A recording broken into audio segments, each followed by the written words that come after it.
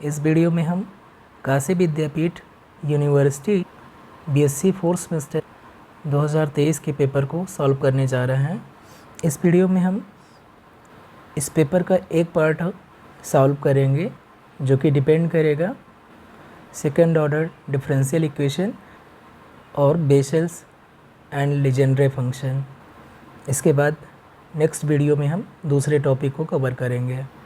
तो चलिए शुरू करते हैं।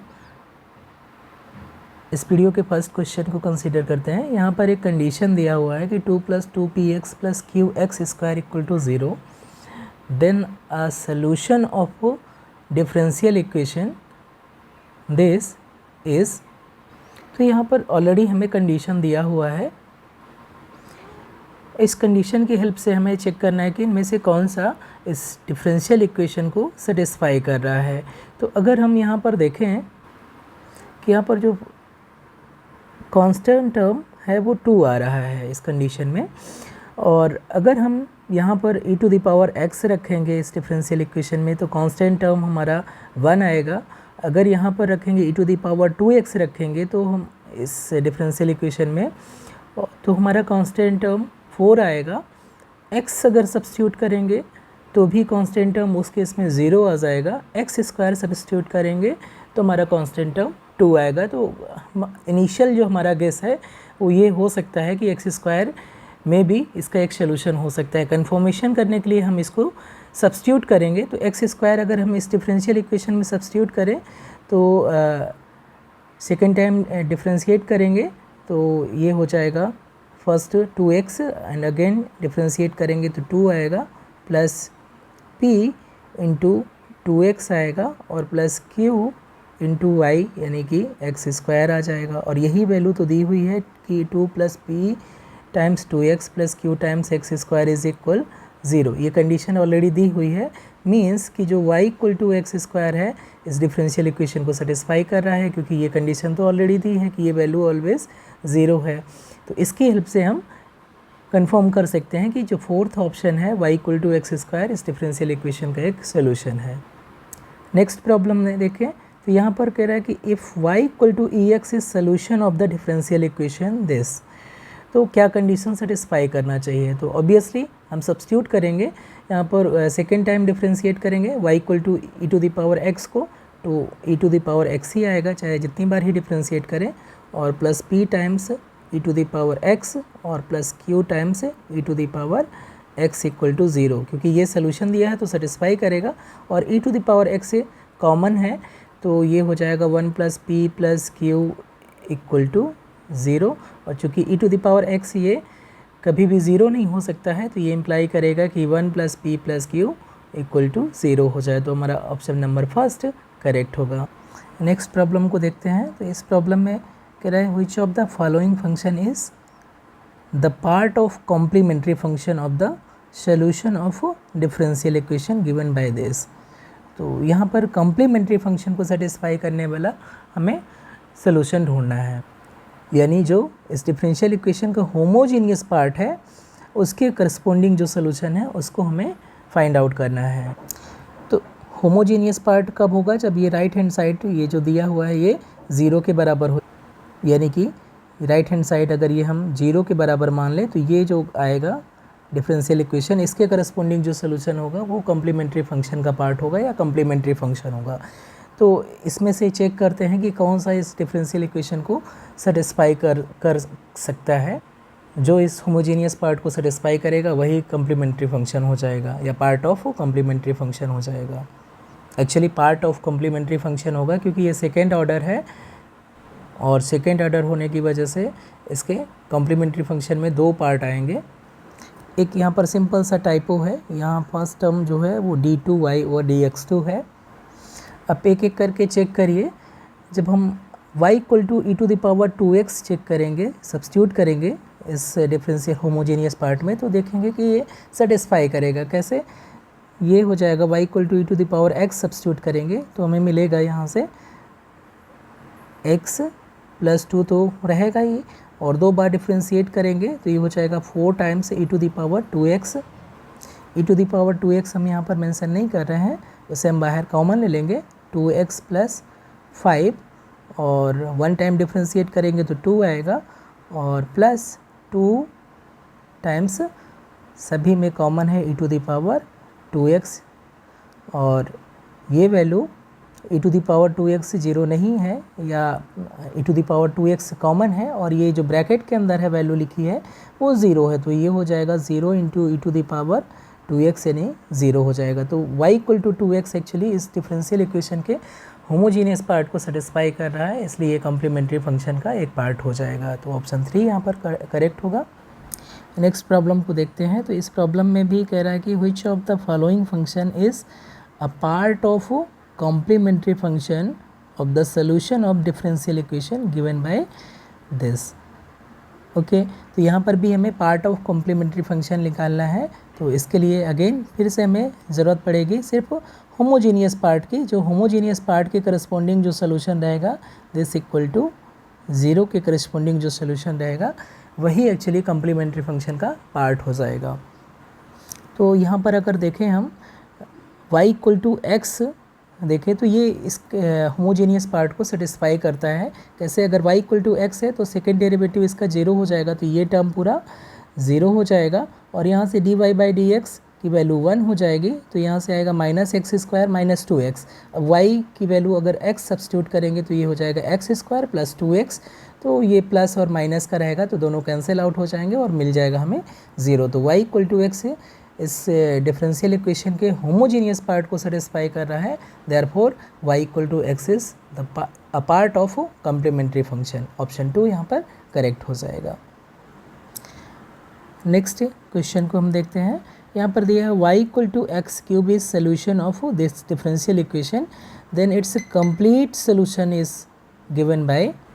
तो इस टाइप के डिफरेंशियल इक्वेशन को सॉल्व करते हैं जब इन जनरल अगर यहाँ पर 9 की जगह n होता, 9 की जगह सपोज करिए n स्क्वायर होता, कोई भी पॉजिटिव नंबर का स्क्वायर होता है यहाँ पर, तो उस केस में जो इसका सोल्यूशन है, कंप्लीट सोल्यूशन होता है, वो हो जाता है c1 x to the power n plus c2 x to the power minus n हो जाता है। तो यहाँ पर n स्क्वायर की जगह 9 दिया है, तो इसका जो कंप्लीट सोल्यूशन होगा वो ये इस तरीके से दिया जाएगा, y equal to c1 by x cube plus c2 x cube. ये सब्स्टिट्यूशन से आता है, हम सब्स्टिट्यूट करते हैं।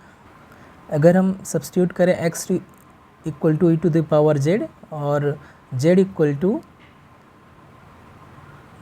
To log x,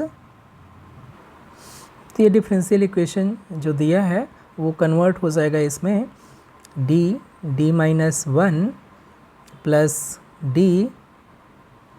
minus 9 y equal to 0, जहाँ पर d stand for d by t z है, और इसका सिंप्लीफाई करेंगे तो ये हो जाएगा d square minus 9 y equal to 0। तो ऑक्सिलरी इक्वेशन हो जाएगा m स्क्वायर माइनस 9, यानी कि जो इसका सोल्यूशन हो जाएगा m equal two plus minus 3 हो जाएगा।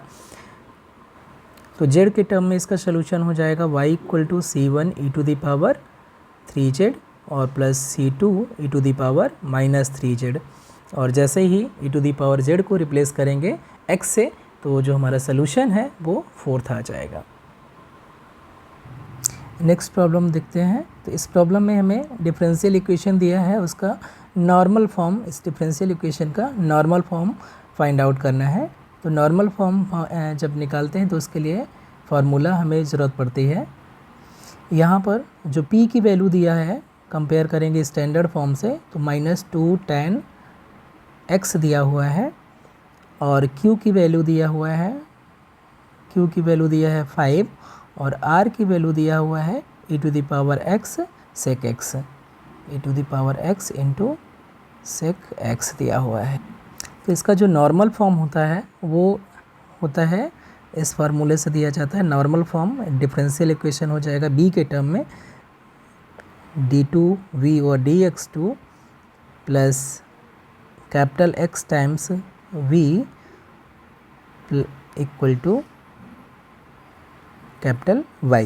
ये इसका नॉर्मल फॉर्म कहलाता है, जहाँ पर कैपिटल X इस फार्मूले से दिया जाता है, capital X is equal Q minus 1/2 dp/dx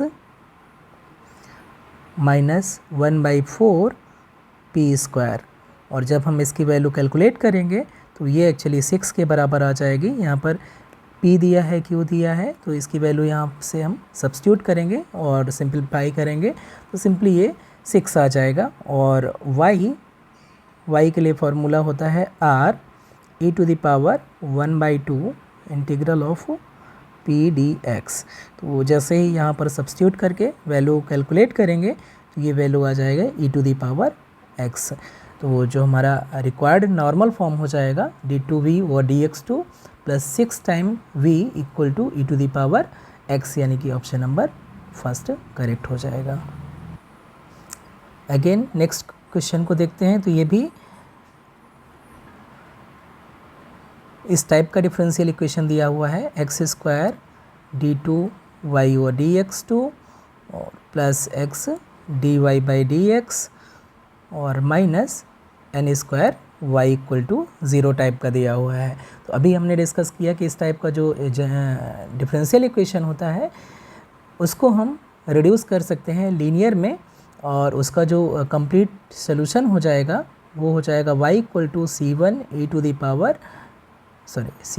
c1 x⁻n और प्लस c2 x⁻n हो जाएगा। तो यहाँ पर n की वैल्यू एक्चुअली 1 दिया हुआ है, तो इसका जो सोल्यूशन हो जाएगा वो y equal to c1x plus c2/x हो जाएगा। ऑप्शन 2 यहाँ पर करेक्ट हो जाएगा। नेक्स्ट प्रॉब्लम में वेरिएशन ऑफ पैरामीटर से जब हम इस डिफरेंशियल इक्वेशन को सॉल्व करेंगे तो रॉन्स्कियन की वैल्यू क्या हो जाएगी। तो यहाँ पर जो कॉम्प्लीमेंट्री फंक्शन दिया हुआ है पहले उसको फाइंड आउट करते हैं।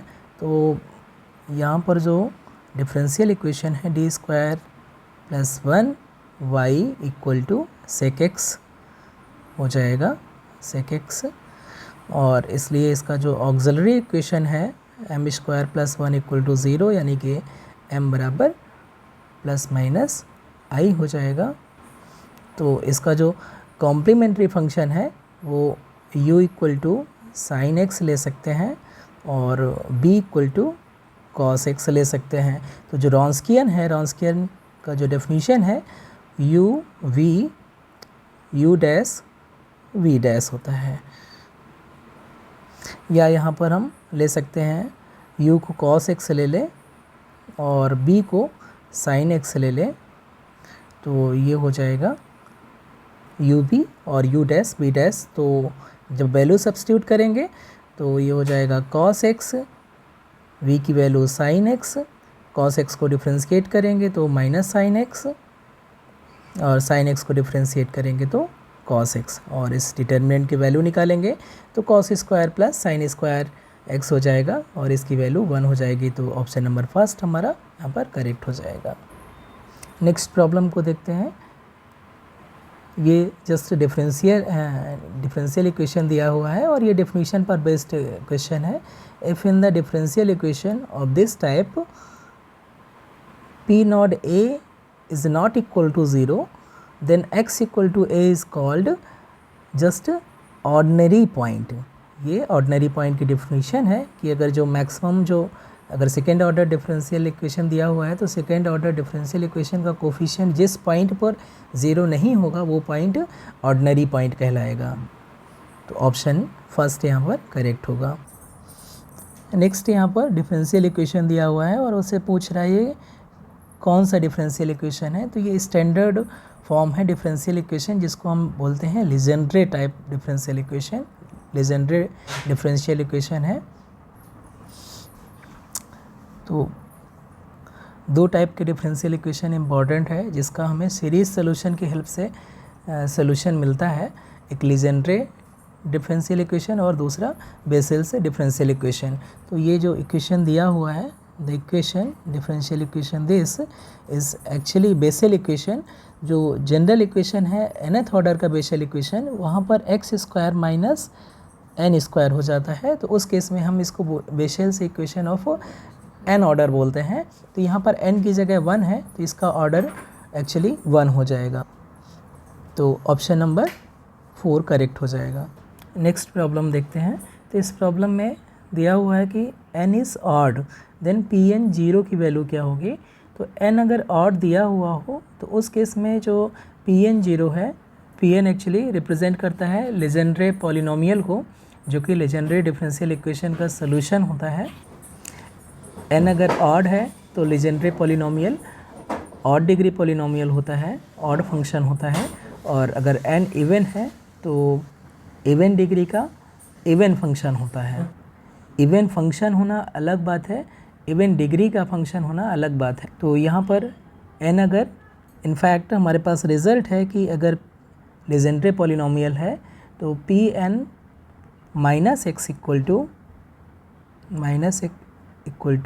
-1 to the power n Pnx हो जाता है। तो जो लेजेंड्रे पॉलिनोमियल है, अगर n इवन है तो इवन फंक्शन हो जाएगा, और n ऑड है तो उस केस में जो लेजेंड्रे पॉलिनोमियल है वो ऑड फंक्शन हो जाएगा। और जब ऑड होता है, n ऑड होता है, तो उस केस में Pn 0 की वैल्यू हमेशा 0 के बराबर होती है।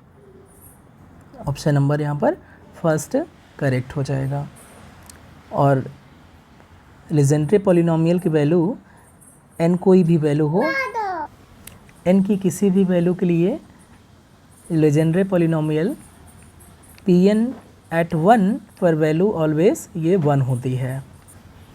और इस फार्मूले से हम निकाल सकते हैं कि Pn -1 पर वैल्यू क्या हो जाएगी, -1 टू द पावर n हो जाएगी। नेक्स्ट प्रॉब्लम लेजेंड्रे पॉलिनोमियल की ऑर्थोगोनलिटी प्रॉपर्टी पर डिपेंड करता है। इसको मैं रिजल्ट फॉर्म में लिखता हूँ कि integral -1 to 1 Pm into Pn dx Legendre polynomial of degree m into Legendre polynomial of degree n, ये इंटीग्रेट करेंगे तो ये या तो 0 आएगा और या तो आएगा 2/2n + 1। 0 कब आएगा, अगर m की वैल्यू n के बराबर नहीं है तो ये 0 हो जाएगा।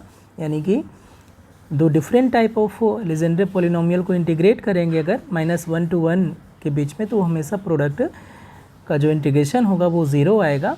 और ये अगर इक्वल है तो उस केस में m = n है तो 2/2n + 1 हो जाएगा। तो यहाँ पर जो लेजेंड्रे पॉलिनोमियल दिया है, m और n की वैल्यू दोनों 3 दिया हुआ है, तो इक्वलिटी है, इसलिए इसकी जो वैल्यू है इस फार्मूले से 2/2 × 3 + 1 यानी कि 2/7 हो जाएगी। इसलिए ऑप्शन नंबर 3 यहाँ पर करेक्ट हो जाएगा। नेक्स्ट जो प्रॉब्लम है वो भी एक स्टैंडर्ड रिजल्ट है लेजेंड्रे पॉलिनोमियल से रिलेटेड, कि अगर ये Pnx लेजेंड्रे पॉलिनोमियल है और फर्स्ट ऑर्डर और first kind, then the value of this integral is always equal to 2n/2n + 1। हमारा ऑप्शन नंबर 4 करेक्ट हो जाएगा, ये रिजल्ट होता है। अगेन नेक्स्ट क्वेश्चन को कंसीडर करते हैं। तो इस इंटीग्रल की वैल्यू हमें फाइंड आउट करना है, जहाँ पर ये Pn रिप्रेजेंट करता है Legendre polynomial of first kind. तो ये भी अगेन एक स्टैंडर्ड रिजल्ट है कि ये जो वैल्यू है n या इवन हो या ऑड हो, इस पे डिपेंड नहीं करेगा, इसकी value always n times n + 1 के बराबर हो जाएगा। तो हमारा ऑप्शन नंबर यहाँ पर सेकेंड करेक्ट होगा। नेक्स्ट प्रॉब्लम रोड्रिक्स फार्मूला पर बेस्ड है। रोड्रिक्स फार्मूला एक्चुअली जो लेजेंड्रे पॉलिनोमियल है ऑफ फर्स्ट काइंड, उसको कैलकुलेट करने का तरीका बताता है। तो जो रोड्रिक्स फार्मूला है वो एक्चुअली इस फार्मूले से रिप्रेजेंट करते हैं। Option number first, Pnx = 1/factorial n into 2 to the power n into nth derivative of x² - 1 to the power n।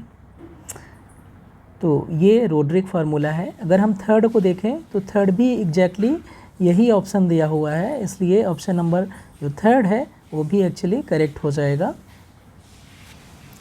Next जो क्वेश्चन है वो एक्चुअली एक स्टैंडर्ड फार्मूले पर बेस्ड है, और वो फार्मूला क्या है कि अगर हम इंटीग्रेट कर रहे हैं फंक्शन को -1 to 1 के बीच में, और ये x⁴m pnx Legendre polynomial of first kind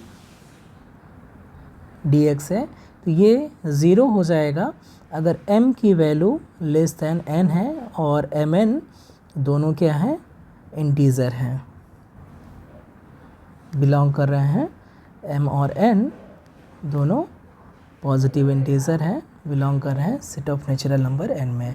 तो इस रिज़ल्ट की हेल्प से यहाँ पर अगर देखेंगे तो यहाँ पर m की वैल्यू 4 दिया हुआ है और n की वैल्यू 6 है, दोनों पॉजिटिव इंटीज़र है, और m लेस दैन n है, इसकी वजह से इस इंटीग्रल की वैल्यू 0 हो जाएगी। एक और पॉइंट यहाँ से हम कंक्लूड कर सकते हैं कि वो पॉइंट क्या है कि अगर हम अगर fx कोई भी पॉलिनोमियल हो, fx कोई भी पॉलिनोमियल है और इसकी डिग्री लेस दैन n है और इस फंक्शन में कांस्टेंट टर्म नहीं है, तो डेफिनेटली अगर हमें इंटीग्रेट करें -1 to 1 ऑफ fx pnx को, तो ये वैल्यू भी 0 हो जाएगी। कंडीशन है कि जो फंक्शन fx है वो उसकी जो डिग्री है n से कम है और इसमें कांस्टेंट टर्म नहीं है, तो हम इसी को रिपीटेडली यूज़ करेंगे तो हम दिखा सकते हैं कि इस इंटीग्रल की वैल्यू भी 0 हो जाएगी।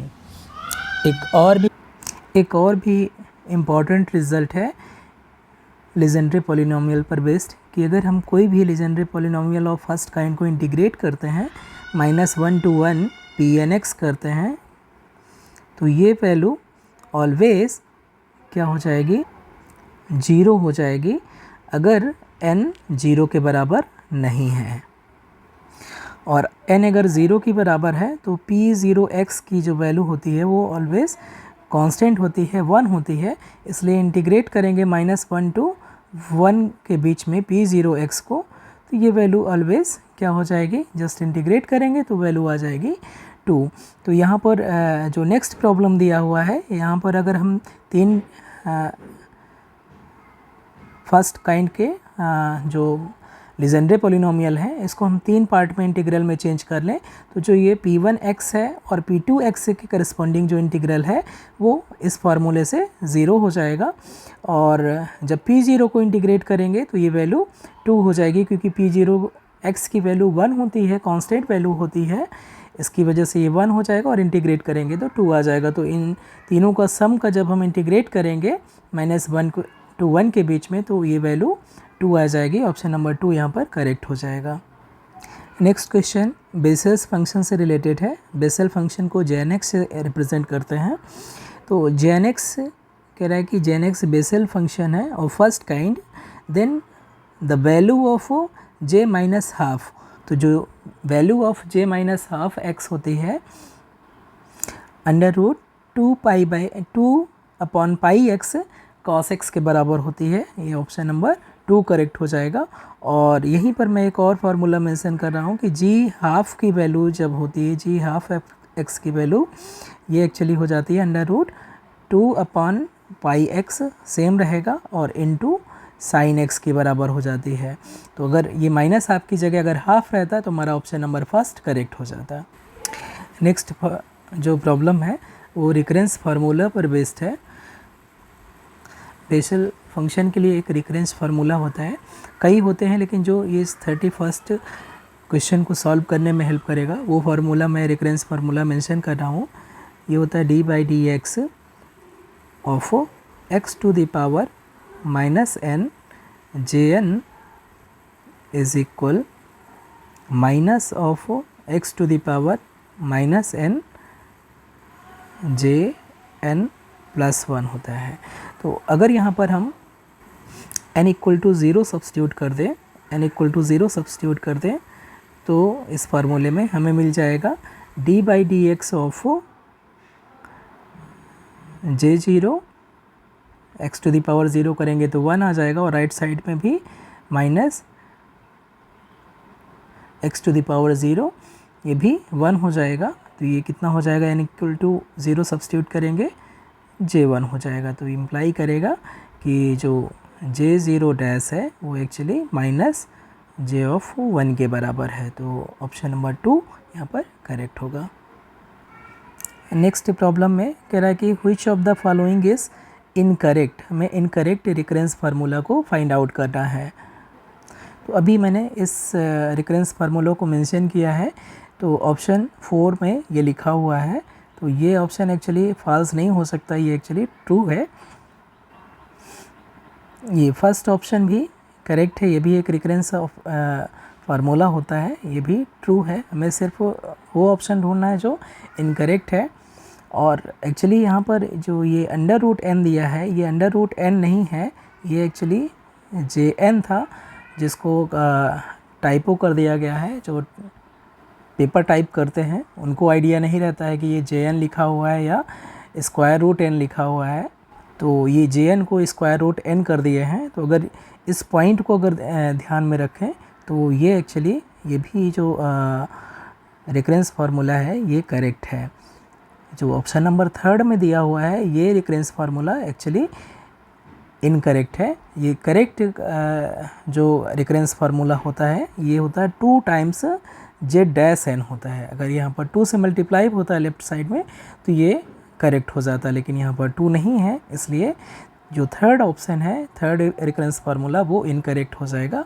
ऑप्शन नंबर 3 यहाँ पर करेक्ट हो जाएगा। और अगर आप यहाँ पर स्क्वायर रूट एन ही इसको कंसीडर करते हैं तो ऑब्वियसली ये रूट एन आपका कांस्टेंट हो जाएगा और ये पॉलिनोमियल एक्स एन है तो उसको डिफरेंशिएट करेंगे तो n x to the power n minus 1 हो जाएगा। उसको किसी भी तरीके से हम जे एन माइनस 1 से रिलेट नहीं कर पाएंगे। तो ये जस्ट स्क्वायर रूट एन नहीं है, जस्ट जे एन है, Bessel function of first kind. Next जो प्रॉब्लम है वो हाइपर ज्योमेट्रिक फंक्शन पर डिपेंड करता है और ये हाइपर ज्योमेट्रिक फंक्शन की डेफिनीशन से ये हम फाइंड आउट कर सकते हैं कि इसकी वैल्यू एक्चुअली tan इनवर्स x के बराबर हो जाती है। तो ऑप्शन नंबर 1 यहाँ पर करेक्ट होगा। नेक्स्ट प्रॉब्लम भी हाइपर ज्योमेट्रिक फंक्शन पर ही बेस्ड है और ये भी एक स्टैंडर्ड रिजल्ट है कि हाइपर ज्योमेट्रिक फंक्शन की डेफिनीशन से आएगा कि इसकी वैल्यू actually e to the power x के बराबर हो जाती है। तो इस पेपर में इतने ही सिर्फ क्वेश्चन थे जो Legendre Bessel function, hyper geometric function और ऑर्डिनरी डिफरेंशियल इक्वेशन पर बेस्ड थे।